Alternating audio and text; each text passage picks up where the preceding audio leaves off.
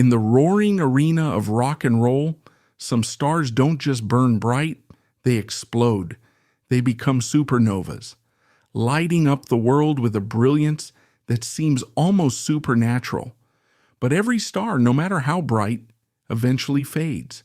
Some drift quietly into the twilight, but others are extinguished at the very height of their power, leaving behind an afterglow that mesmerizes and haunts us for decades. It's a story we think we know. The tragic rock star, the casualty of excess, the cliché of a life lived too fast. But sometimes, when you look closer past the screaming headlines and the legendary myths, you find a story that's far more human, more complex, and infinitely more heartbreaking. This isn't just a story about fame and addiction. It's a story about brotherhood, about a desperate, years-long battle to save a friend who was slowly, tragically slipping away. This is the story of Stephen Maynard Clark, the swaggering, golden-haired guitarist of Def Leppard, the man they called the Riffmaster, a man who stood on top of the world, but who was in reality falling from the edge. To understand Def Leppard, you have to understand Sheffield, England, in the 1970s. This wasn't London with its trendy punk scene. Sheffield was a city of steel, forged in industry, with a tough working-class grit. The air was often gray with the smoke of the foundries, and for most kids, the future was a predictable path into the factories. But for a generation coming of age amidst economic decline and social unrest, there was another sound brewing. It was loud, it was heavy, and it was a million miles away from the steel mills. This was the birth of the new wave of British heavy metal.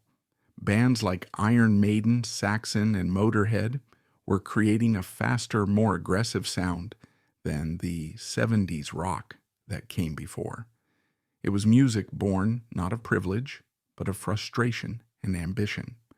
And in a Sheffield spoon factory, a young man named Joe Elliott was dreaming of his own escape. He and a few friends, including bassist Rick Savage, had a band. They had a name, Def Leppard, soon to be Def Leppard, but they were missing a key ingredient. They needed a guitarist with real fire. Enter Steve Clark. He wasn't like the other kids. While they were kicking a football around, Steve was locked in his room, mesmerized by the rock gods on his record player, Jimmy Page, Mick Ronson, Paul Kossoff. He was quiet, almost shy, but he had a confidence that bordered on arrogance when it came to his music. He knew he was good. When he heard Def Leppard was looking for a second guitarist, he didn't just audition. He walked in and, according to legend, announced he would only join if he could play a proper song. He then proceeded to play Lynyrd Skynyrd's Freebird in its entirety, note for note. The band was floored. He was in. With the addition of fellow guitarist Pete Willis, the classic early lineup was forged. Steve wasn't just another guitarist, he was the band's musical architect. Joe Elliott might have been the frontman and visionary, but Steve was the classically trained musician who understood theory, harmony, and structure. He didn't just write riffs, he composed musical landscapes. He and Pete Willis developed a signature dual guitar harmony that would become Def Leppard's calling card, a sound that was both powerful and incredibly melodic. They were a gang of Sheffield lads, barely out of their teens, ready to take on the world. And for a while it seemed like nothing could stop them. The rise was meteoric. Their first album, On Through the Night, released in 1980, put them on the map. They were young, raw, and hungry. And America in particular fell in love with them. They toured relentlessly, opening for giants like AC/DC and Ted Nugent, learning their craft in the crucible of the road. It was during this time that Steve Clark's reputation as a drinker began to take shape. On the road, alcohol was everywhere. It was a currency, a social lubricant, a way to kill the endless boredom between shows. For Steve, a naturally shy and introverted person off stage, it became a crutch, a way to transform into the charismatic, swaggering rock god the audience expected to see. The band's sound was evolving too. With their second album, 1981's High and Dry, produced by the legendary Robert "Mutt" Lang, they honed their craft. The riffs were sharper, the hooks were bigger, and Steve's contributions were undeniable. He co-wrote one of the album's standout tracks, the epic Bringin' on the Heartbreak, a song that showcased his gift for melody and emotional depth. MTV, then in its infancy, put the music video into heavy rotation, and suddenly Def Leppard wasn't just a rock band, they were rock stars. It was during the recording of their third album, Pyromania, that the lineup shifted. Pete Willis's drinking had become unmanageable, and the band made the difficult decision to fire him. He was replaced by Phil Collen, a virtuosic guitarist from the glam band Girl. The combination of Steve Clark and Phil Collen was electric. They were dubbed the Terror Twins, a nod to Aerosmith's Steven Tyler and Joe Perry. On stage, they were a whirlwind of hair, guitars, and perfectly synchronized rock poses. Off stage, they were partners in crime, infamous for their partying. Pyromania, released in 1983, was a phenomenon. It was a masterpiece of hard rock production, a perfect fusion of heavy metal muscle and pop sensibility. Songs like Photograph, Rock of Ages, and Foolin' were inescapable. The album sold millions, turning the Sheffield lads into global superstars. They were living the dream, private jets, sold-out arenas, adoring fans. But for Steve, the dream was beginning to curdle. The crutch of alcohol was becoming a prison. His drinking was no longer just for fun, it was a necessity. He'd later admit, "I used to have a drink before I went on stage. I had to have a drink to be me." The pressure to follow up a diamond-selling album like Pyromania was immense. The band retreated to Dublin to begin work on their next record, a process they expected to take a year. It would end up taking nearly 4. The project was plagued by setbacks, but nothing could prepare them for the tragedy that struck on New Year's Eve, 1984. Drummer Rick Allen, driving his Corvette on a country road outside Sheffield, lost control and crashed. His left arm was severed. For any other band, this would have been the end. But for Def Leppard, quitting was not an option. They were a family, a gang. They rallied around their drummer, encouraging him as he learned to play on a custom-designed electronic kit. This period of intense loyalty and solidarity, however, also cast a dark shadow. As the band focused all its energy on supporting Rick, Steve's addiction was quietly spiraling out of control.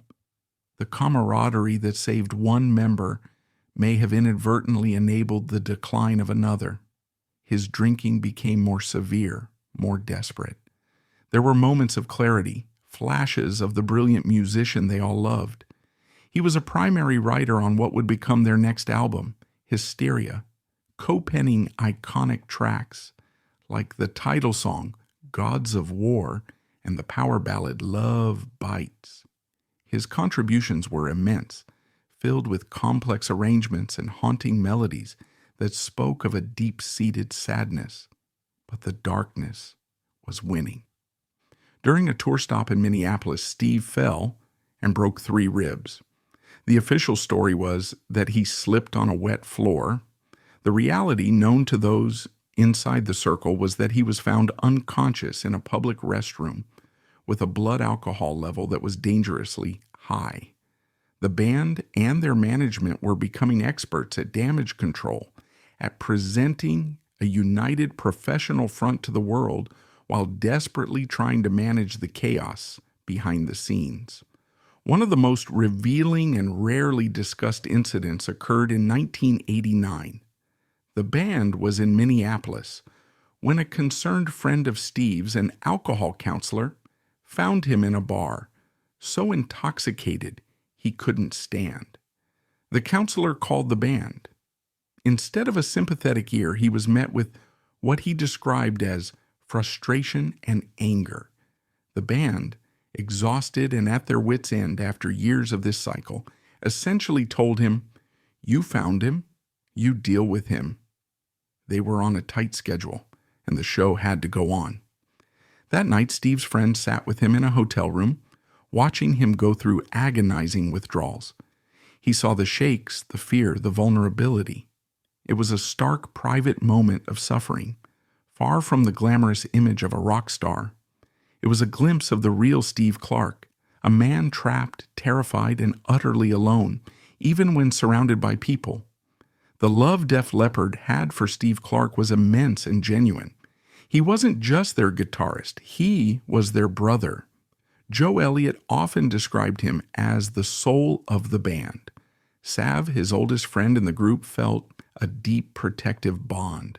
They saw the gentle, funny, and deeply intelligent man behind the addiction. They saw the artist who would get lost in his music, the friend who was always there for them in the early days. And so they tried. Lord, did they try. They tried interventions, they tried reasoning with him, they begged, they pleaded, they threatened. They sent him to the best rehab facilities money could buy. He would go, dry out for a few weeks, and seem like his old self again. Phil Collen, who had quit drinking in the mid-'80s, became his staunchest advocate for sobriety. He would talk to Steve for hours, trying to get through to him, trying to show him there was another way. But the disease had its hooks in too deep. The cycle became agonizingly predictable. Steve would return from rehab full of promises, and for a short time things would be better. But then, the pressure, the anxiety, the ever-present temptation would creep back in. A single drink would turn into a binge, and he would disappear back into the fog. The band hired a full-time minder, a sober companion, whose only job was to keep Steve away from alcohol. But Steve was clever and resourceful, a master of hiding bottles and finding ways to get a drink. The recording sessions for what would become the Adrenalize album were heartbreaking. Steve's contributions became more and more sporadic. He would show up to the studio, often too drunk or hungover to play. The band would wait for moments of lucidity, capturing whatever riffs or ideas they could. Some days he was brilliant, laying down the kind of unique melodic parts that only he could create. Other days, he was a ghost, a shadow of the musician he once was. In a candid interview years later, Joe Elliott recalled the pain of it. "We were watching him die day by day. It was like living with an old man who was dying of cancer, but it was self-inflicted." One of the most poignant, little-known facts from this period is a testament to his enduring talent, even in his darkest hours. The band was struggling with a song that would eventually become White Lightning. It was a track about addiction, inspired by Steve's own battle. He was in the studio, frail and struggling, but he listened to the demo. After hearing it, he looked at Phil Collen and said, "You've got the verse and the chorus, but your bridge is shit."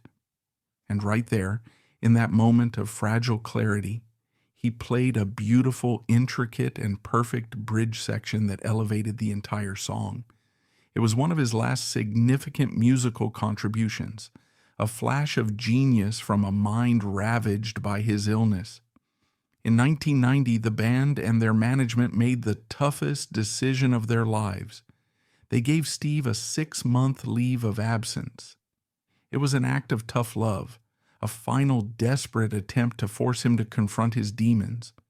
They told him to go home, get well, and that his seat in the band would be waiting for him.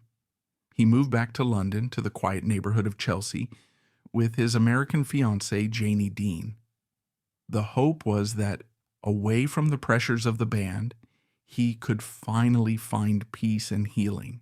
It was a hope that would be tragically shattered. The narrative that Steve Clark died at the peak of his fame is both true and profoundly misleading.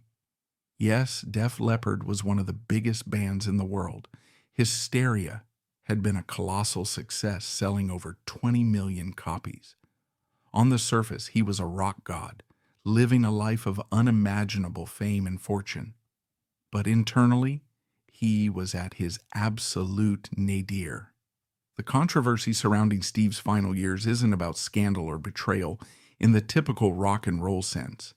It's a quieter, more complex debate about love, responsibility, and the nature of addiction itself. For years, the band had maintained a public veil of secrecy around the severity of Steve's problems. They would downplay incidents, offer vague explanations for his absences, and always present a united front.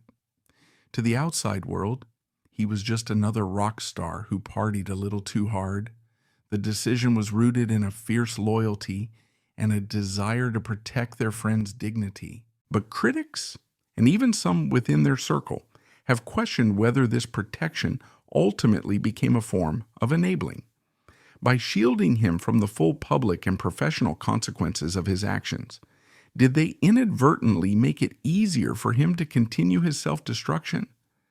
It's a question with no easy answer. The band was in an impossible position. Kicking him out felt like a death sentence, abandoning their brother when he needed them most. But keeping him in meant watching him slowly kill himself, all while trying to maintain the multi-million-dollar enterprise that was Def Leppard. They were young men themselves navigating pressures that few people on earth could comprehend. They weren't addiction specialists. They were musicians who loved their friend and were trying to save him with the only tools they had, loyalty and hope. The historical debate settles on this point. Was it a conspiracy of silence, or a compassionate, if perhaps misguided, attempt to handle a private tragedy internally? The truth, as is often the case, likely lies somewhere in the messy middle. On the night of January 7th, 1991, Steve and his fiancée Janie went to a local pub. They came home, watched some videos, and Steve, who had been drinking heavily, fell asleep on the sofa. Janie went to bed. The next morning, on January 8th, she came downstairs and found him in the same position. She touched him. He was cold. Panicked, she called a friend, who then called for help, but it was too late. Stephen Maynard Clark was dead at the age of 30. The coroner's report was stark and heartbreaking. The official cause of death was accidental, a result of respiratory failure. He had consumed a lethal cocktail of alcohol and prescription drugs, specifically antidepressants and painkillers. The alcohol level in his blood was 3 times the British legal driving limit, but it was the combination with the other drugs that had proven fatal. He hadn't sought to end his life in one dramatic act. He had simply taken the prescribed medication for his depression and a broken rib, and in his intoxicated state, his body had just stopped.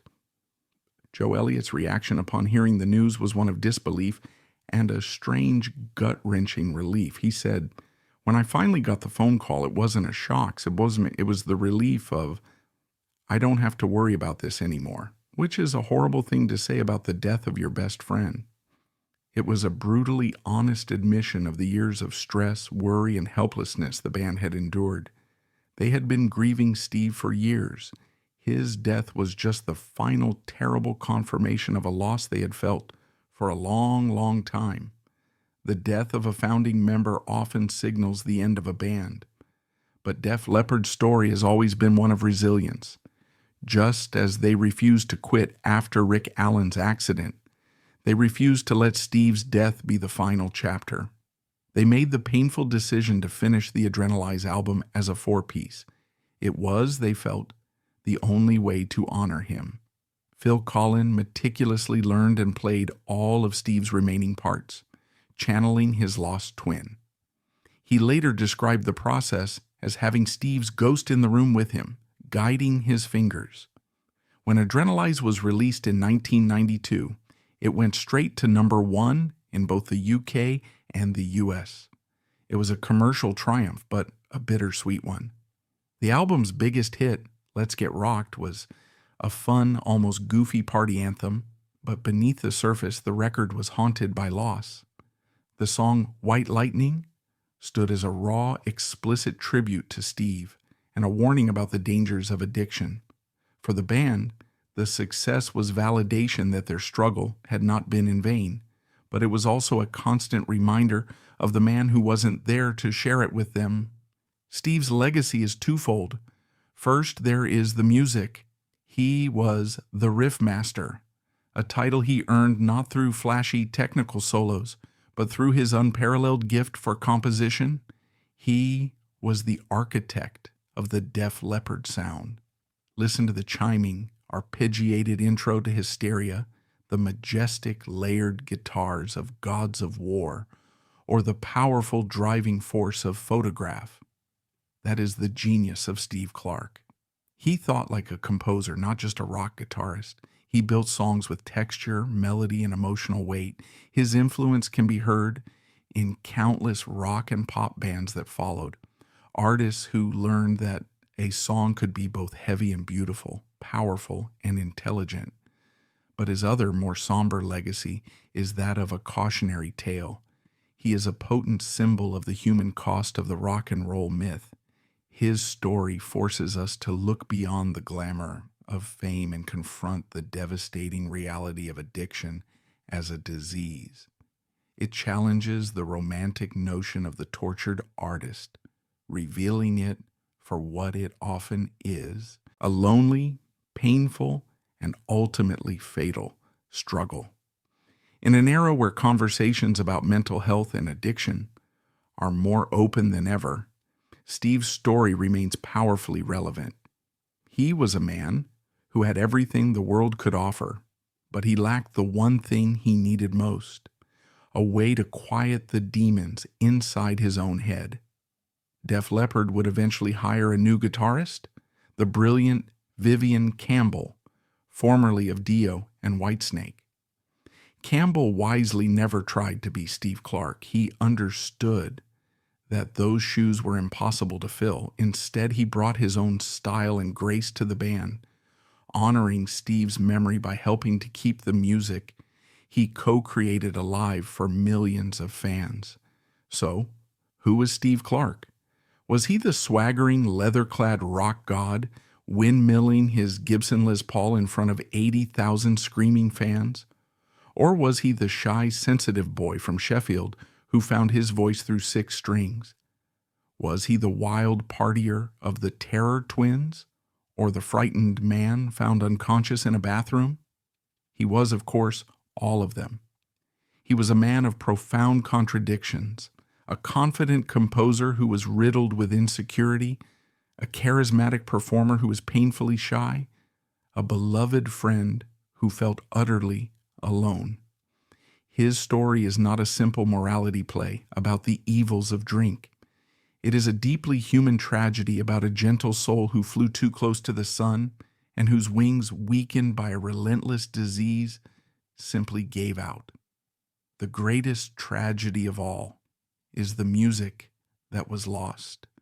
What other masterpieces were locked inside the mind of the Riffmaster?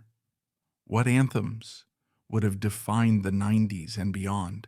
We will never know. What we are left with is a body of work that is timeless, a sound that defined an era and the haunting memory of a man who gave the world so much beauty, even as he was consumed by his own darkness. In the end, the most fitting tribute comes from his bandmates, the men who knew him best. They continue to play the songs he wrote every night in arenas all over the world. They keep his memory alive not as a tragic figure, but as their brother, the funny, brilliant, and irreplaceable soul of Def Leppard. They ensure that long after the echoes of the applause have faded, the riffs of Steve Clark will play on forever. And that's all for today's video. Don't forget to leave a like, comment your thoughts, and subscribe so you'll always be in the loop. Thanks for watching.